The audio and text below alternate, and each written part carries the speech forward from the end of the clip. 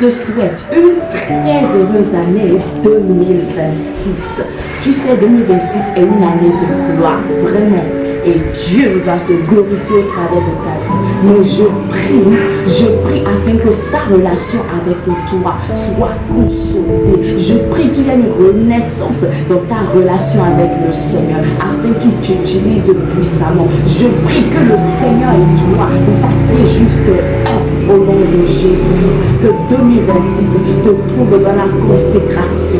Que 2026 te trouve dans la manifestation de la nature de Dieu. Que 2026 te trouve amoureux, amoureuse de Jésus-Christ. Que 2026 te trouve dans la puissance, dans l'autorité divine, au nom de Jésus. Parce que Dieu fera quelque chose de magnifique dans ta vie. Il fera quelque chose de nouveau. Le Seigneur dit quoi? Il dit dans Ésaïe 43, verset 18 à 19, il dit: ne pensez plus aux événements passés et ne considérez plus ce qui est ancien. Amen.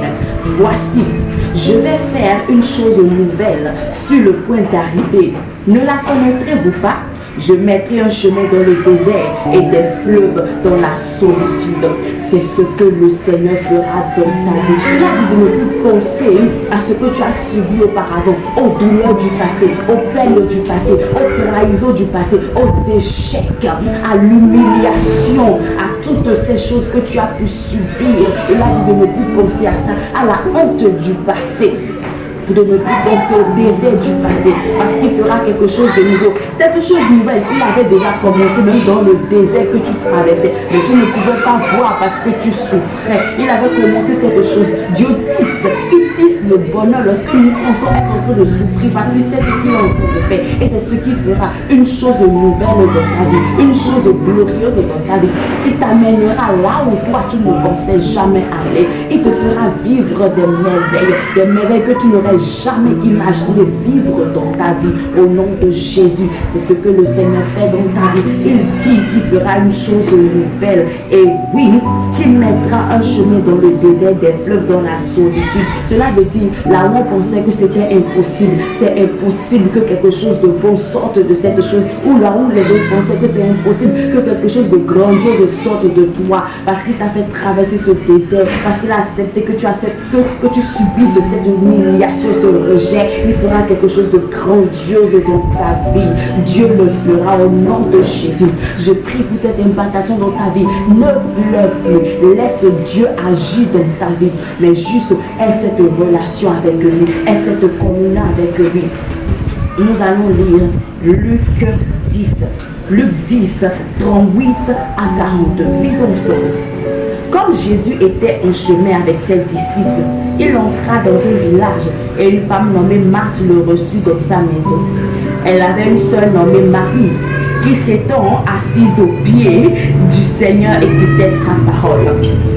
Marthe, occupée à divers soins domestiques, suivait et dit: Seigneur, cela ne te fait-il rien que ma sœur me laisse pour servir?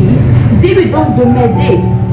Le Seigneur lui répondit: Marthe, Marthe, tu t'inquiètes et tu t'agites pour beaucoup de choses. Seule chose est nécessaire. Marie a choisi la bonne part qui ne lui sera point ôtée. Je prie afin que tu choisisses la bonne part. Oui, c'est bon, le service est très important parce que tu dois glorifier le Seigneur, manifester ta destinée. Mais d'abord, que tu sois ancré dans ta relation avec Dieu. Assieds-toi tous les jours au pied du Maître Jésus-Christ pour recevoir de lui.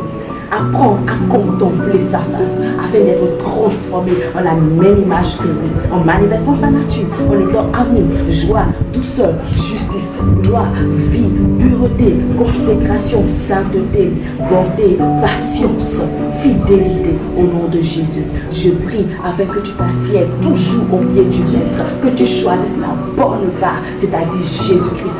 Avant de faire, il faut être. Avant de faire pour le Seigneur, il faut être comme le Seigneur. Très important pour bénéficier de cette chose nouvelle qu'il fera dans ta vie. Il le fera, mais il faudrait que tu sois totalement changé en la même image que lui.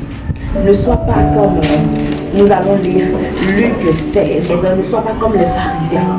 Luc 16, 15 qui dit, Jésus leur dit, vous Vous cherchez à paraître juste devant les hommes, mais Dieu connaît vos cœurs, car ce qui est élevé parmi les hommes est une abomination devant Dieu. Je prie que tu ne sois pas comme ces pharisiens à qui le Seigneur Jésus-Christ parle. Non, qu'on ne fasse pas semblant d'être plus saint devant les hommes, alors que devant Dieu, voilà, j'ai pas envie de dire le mot. Amen. Dieu connaît les cœurs. Je prie que lorsque Dieu regarde ton cœur, qu'il se voit, qu'il voit cette vérité, cette sincérité vis-à-vis de lui. Amen. Nous n'avons pas à apparaître devant les hommes, apparaître comme des saints devant les hommes. Amen.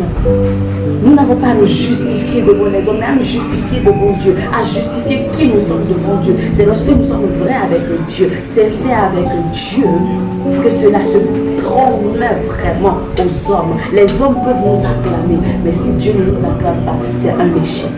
Sois béni, sois béni, sois béni. Bonne année 2026. Je t'aime et Dieu t'aime encore plus. Que cette année soit juste magnifique. C'est une relation profonde avec le Seigneur pour sa gloire, pour faire de vrais exploits avec lui. On peut faire des exploits pour le Seigneur, mais ces exploits peuvent ne rien être devant lui parce que nous ne sommes pas en lui.